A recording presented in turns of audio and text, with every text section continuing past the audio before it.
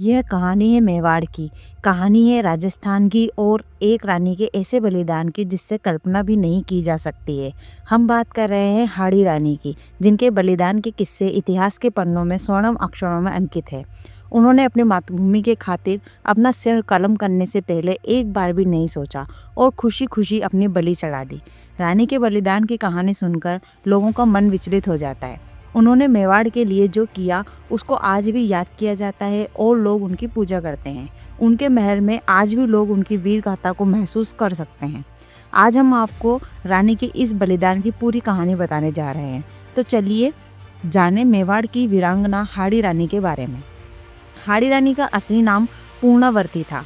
वे राजस्थान के महाराज हाड़ा चौहान की बेटी थी।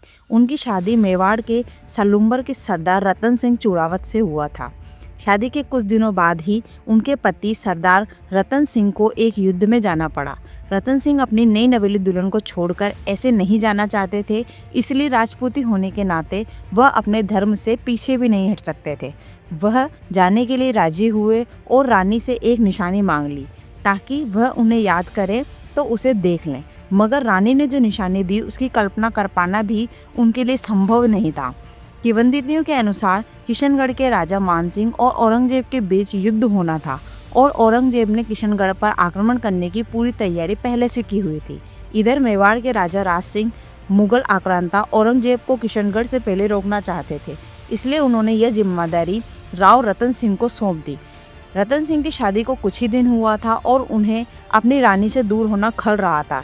युद्ध में जाने का मन न होते हुए भी उन्हें जाना पड़ा, लेकिन जाने से पहले उन्होंने अपने सैनिक को रानी से उनकी निशानी मांगी ताकि युद्ध में उन्हें रानी की जुदाई का एहसास ना हो।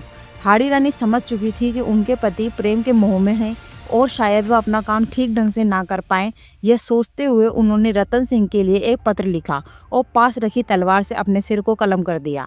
सैनिक आंखों में आंसू लिए उनका सिर और पत्र रतन सिंह को देने के लिए पहुंच गया, जिसे देख रतन सिंह भी दुख को रोक नहीं पाए। हाड़ी रानी ने अपना सिर कलम करने से पहले जो पत्र रतन सिंह के लिए लिखा था, जिसमें उन्होंने अपने पति की हौसला अफजाई की थी। हाड़ी रानी ने उन्हें युद्ध में आगे बढ़कर दुश्मनों को रोकने के लिए प्रेरित किया था।